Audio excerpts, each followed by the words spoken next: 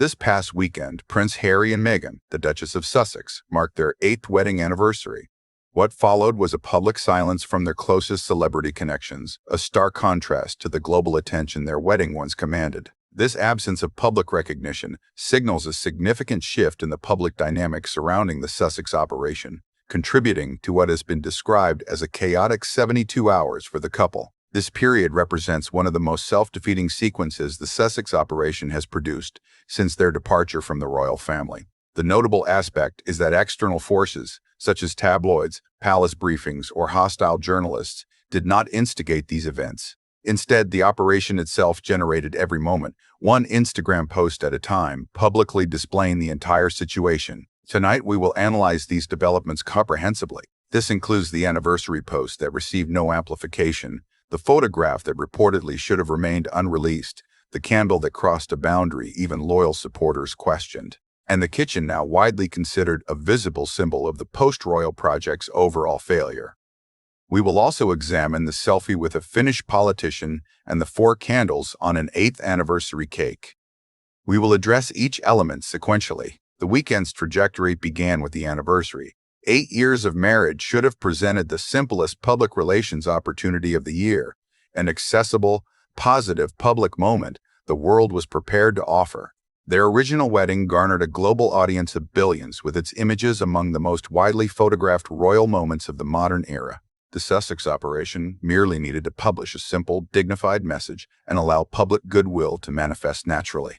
Instead, the approach involved flooding the public sphere, a multi-image montage tribute video, multiple posts, and a new line of branded products linked to the date itself.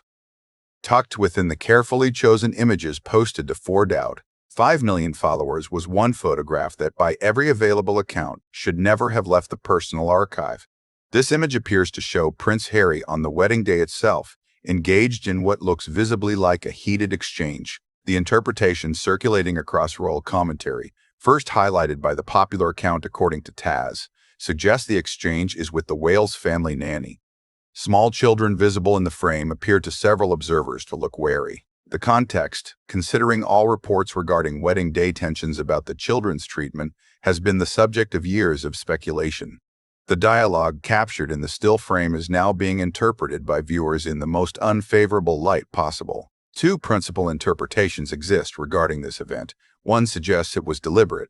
The Sussex operation has made provocative editorial choices previously, and using a photograph to advance a narrative would not be unprecedented. The other interpretation, advanced by journalist Paula Froelich, proposes it was simply a mistake.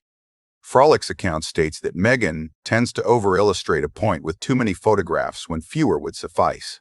She argues that a closer examination of the entire suite of anniversary images suggests the operation functions less as a calculated PR machine and more like an individual instinctively selecting images from her personal photo roll, without a second review before publication. Both interpretations present significant issues. If deliberate, it implies the operation deemed a photograph depicting Harry as potentially unkind more commercially valuable than the positive sentiment of a straightforward anniversary post. If accidental, it indicates a lack of competent oversight for content before publication. The most widely shared perspective is that the accidental reading is accurate for a specific and important reason. Tom Sykes of the Daily Beast Royalist Substack has reported that the production company has been reduced to a 2-person team and that Archwell closed at the end of last year. What remains is, in the dismissive Hollywood phrase, a label, an entity primarily existing to attach its branding to other projects. In this context, the misposted photograph is not a strategy. It is a consequence of lacking the staff to intercept an error before it goes public, the second pair of eyes that any professional operation employs for content review prior to publication. That resource is no longer present, and content is released based on what is available in the folder at the time. If you find this analysis sheds light on aspects other channels overlook, consider hitting the like button. It genuinely supports our reach. Now consider the anniversary's most impactful aspect. The Sussex wedding in 2018 was among the most A-list celebrity events in modern history, drawing figures like Oprah Winfrey, Gayle King, the Clooneys, Priyanka Chopra, Serena Williams, Elton John, James Corden, and Idris Elba. These prominent names from entertainment, sport, fashion, and American media were all present. 8 years later, the anniversary post was published, and the world observed what occurred next, or more precisely, what did not occur. Nobody reposted, nobody shared, and nobody published a sentimental throwback. None of the A-list guests shared a personal memory from the day. No close friends offered a public tribute. Oprah remained silent. Gayle King, who attended the wedding and has been one of the warmest American press allies for the Sussexes for years, said nothing. Serena Williams, notably more distant in recent months and lukewarm regarding the latest A-Shades launch, also remained silent. The Clooneys said nothing. Priyanka Chopra said nothing. Elton John, whose image Meghan included in her own tribute video, did not reciprocate with even a comment. Royal commentary writer Queen Esther articulated the situation precisely, stating that the world is now respecting the privacy of Meghan and Harry, except for Meghan and Harry themselves. Consider the implications of that statement. From a wedding attended by some of the most famous individuals on Earth to 8 years later, not a single one publicly extends anniversary wishes. No post, no story, no public gesture of any kind. Celebrity friends are professionals. They meticulously manage their public presence.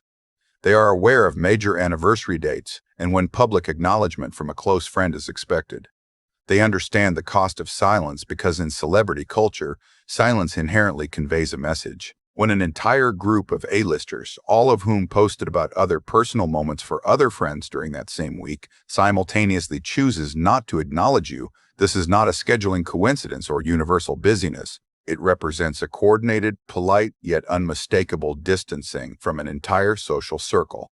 This unfolded publicly before 4 or 5 million followers on what was intended to be the most positive post of the year. Furthermore, another detail in the anniversary content caught the attention of close observers.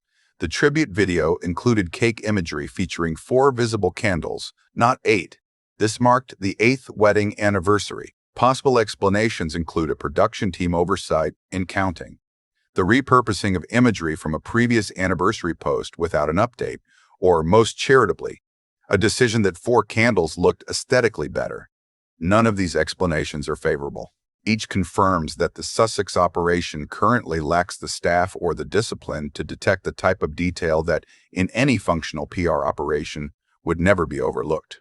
And from where did the only visible anniversary tributes originate? Queen Esther observed with a dry humor characteristic of such stories that the only public anniversary wishes appeared to come from airline crew who had reportedly been informed about the anniversary in advance. Transitioning from a wedding guest list of global A-listers to a tribute roster of flight attendants illustrates the current social standing of the Sussex operation. Subscribe to Palace Insider and share your thoughts below on what you consider the most damaging detail of this entire weekend. Next, we address the candle, as this is the point where even sympathetic media outlets quietly drew a line. The Arkwell brand has been consistently launching products throughout the year: jams, honeys, marmalades, and branded packaging. The pantry video that initiated the weekend's content push promoted the full product line and directly encouraged purchasing the complete range. Lifestyle brands launch lifestyle products, a successful endeavor for many celebrities.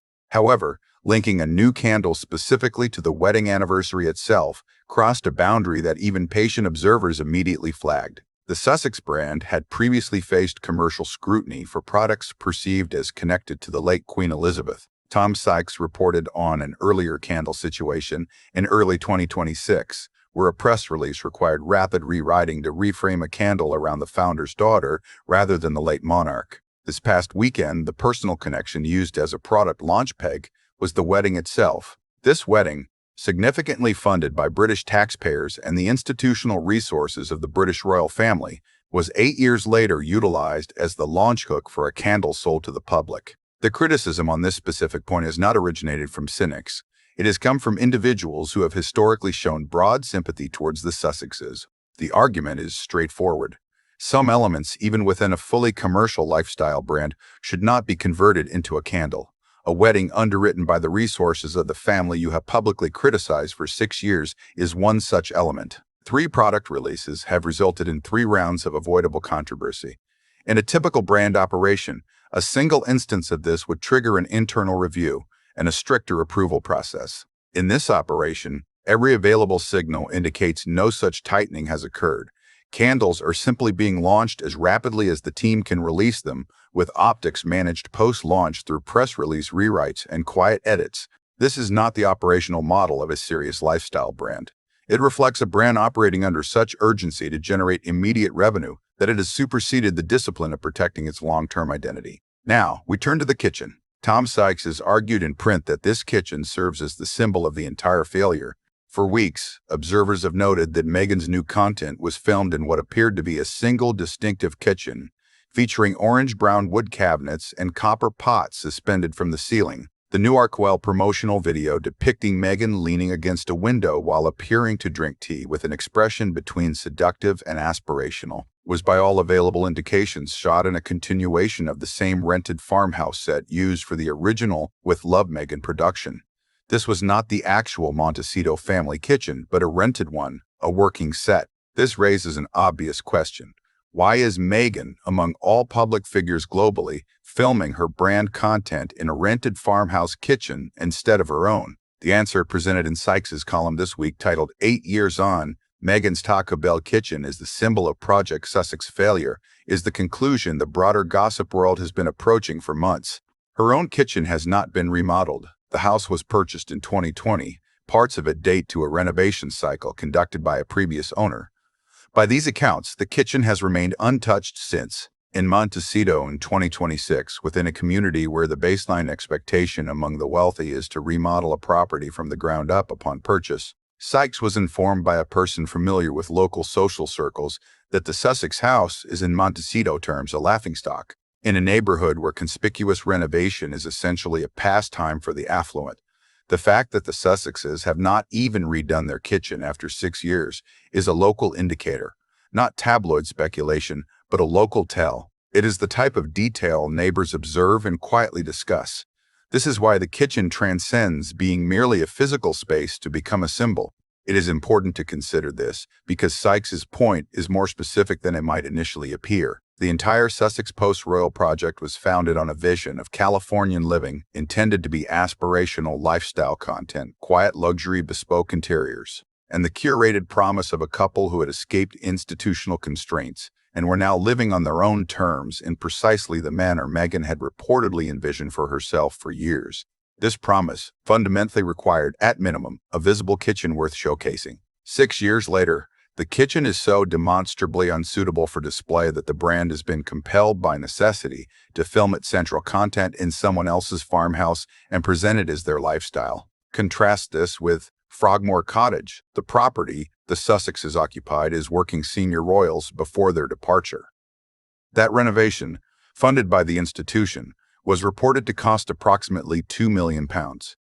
The kitchen was bright, modern, and filled with natural light. Meghan was directly involved in the design decisions and, by all accounts, actively engaged in the process. This indicates the lifestyle brand does have a history of producing a beautiful kitchen when external funding is available. When the cost must be covered by the brand's own commercial earnings, the kitchen has remained exactly as it was when the house was acquired in 2020. This constitutes the informal lesson of the entire kitchen narrative, a lesson the rented farmhouse video has now explicitly revealed for any attentive observer. The promise of a Californian escape necessitated a budget that the post-royal brand has been unable to generate. Sykes' local sources, based on his reporting, view the unrenovated kitchen as a significant indicator of declining financial capacity. In that interpretation, the kitchen is not a stylistic choice. It represents a balance sheet plainly visible to every viewer if they understand what they are observing. And in Montecito, the neighbors understand precisely what they are observing. Now, let us examine the broader pattern, as the kitchen issue is part of a series of weeks that should concern anyone closely monitoring this operation. Earlier this year, Australia presented a polling disaster. The Sussexes visited for an Invictus-related engagement, generating coverage the team described as impactful and meaningful. Yet, independent web traffic analysis indicated that public engagement with Sussex content actually declined during the visit. The official explanation, suggesting an in-person experience differed from remote perception, did not withstand scrutiny against the data. Data does not account for the subjective atmosphere of a room. During the same trip, Meghan was photographed taking a selfie with a Finnish politician facing serious allegations of sexual harassment and racism. The standard vetting routine that any working royal communications team would perform before permitting a public photograph with a controversial figure was, by every visible indication, not conducted. Either no checks were performed, or checks were performed and the decision was made to proceed regardless. Both scenarios point to the same fundamental issue: inadequate management of the environment before her public appearances. Subsequently, in Geneva, Meghan addressed an audience in a sparsely attended square, speaking before the most senior global health official. The night prior, her own Instagram post, featuring her 4-year-old daughter in a wardrobe shot, directly contradicted the message of the very speech she was about to deliver.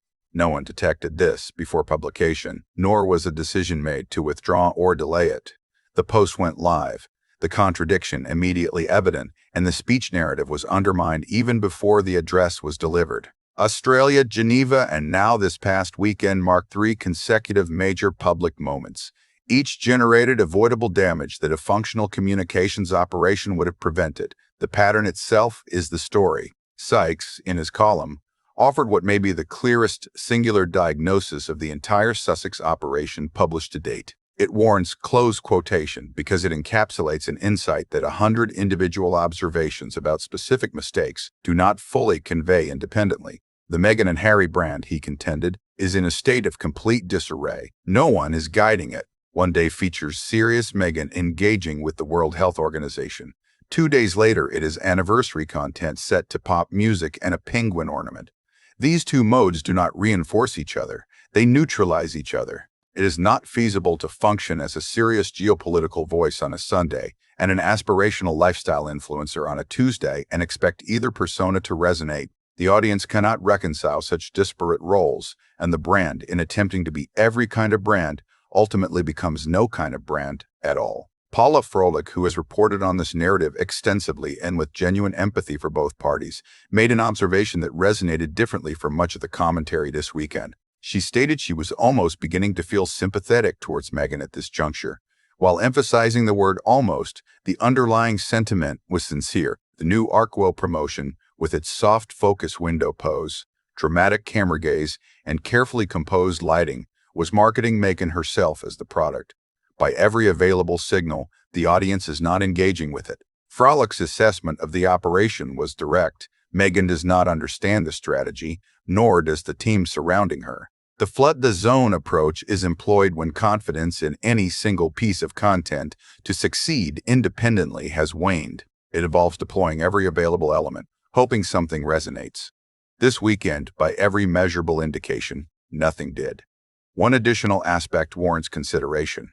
The Sussexes have been exploring the concept of a vow renewal. The narrative being tested suggests they never received the wedding they truly merited, arguing that the institutions surrounding the original day denied them the celebration they desired, and a vow renewal would finally rectify this. Now, contrast this narrative with the events of this past weekend. They had one of the most A-list celebrity weddings in modern history. 8 years later, that same celebrity world publicly declined to mark the anniversary. The strategic challenge facing the operation is now evident to all. The issue with a vow renewal may not be the renewal of vows itself, but rather the difficulty in securing sufficient attendees. What of the other side of the royal narrative? This week, King Charles experienced a rather different public moment.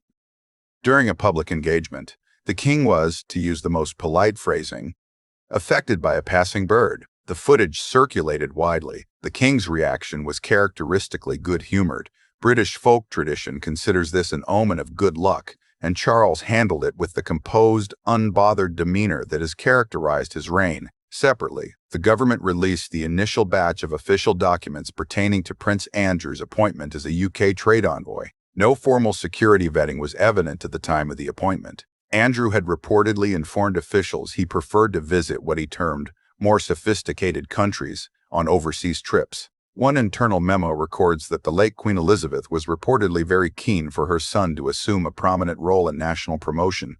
That final statement is the politically sensitive element within the entire release. It implies the appointment proceeded not based on qualifications, but on the strength of a mother's personal preference, without the standard security vetting that any other public appointment of that scale would have mandated. This is only the first batch of documents, with more releases anticipated. Each release will re-emphasize the same challenge for Charles, who has visibly striven to move past the Andrew chapter within the institution.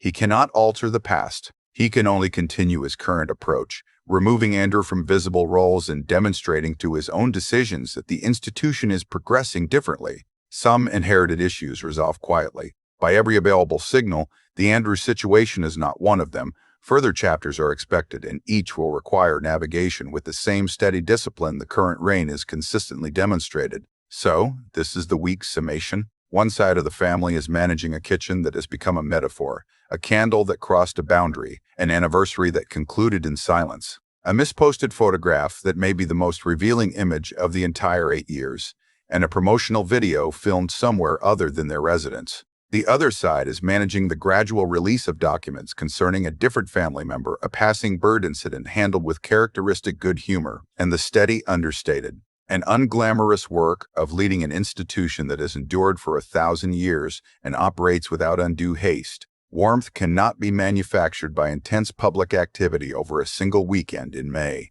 A kitchen that neighbors openly mock cannot become the center of a lifestyle empire.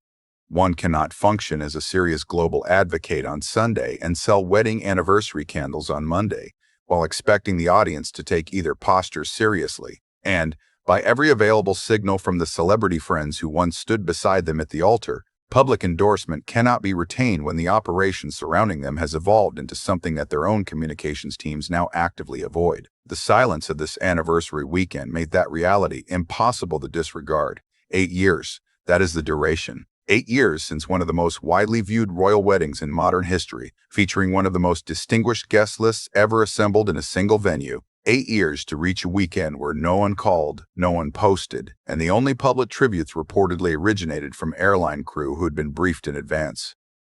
The kitchen provides one narrative about financial realities. The anniversary's silence reveals a different, perhaps more crucial narrative about the true state of social relationships. Both became impossible to overlook this weekend. Do you believe the Sussex operation can still genuinely course correct from this point? Or does this week mark the visible beginning of the entire project's public unraveling? Share your perspective below. Subscribe to Palace Insider to ensure you do not miss what comes next, and a like genuinely assists us in reaching more people. See you in the next analysis.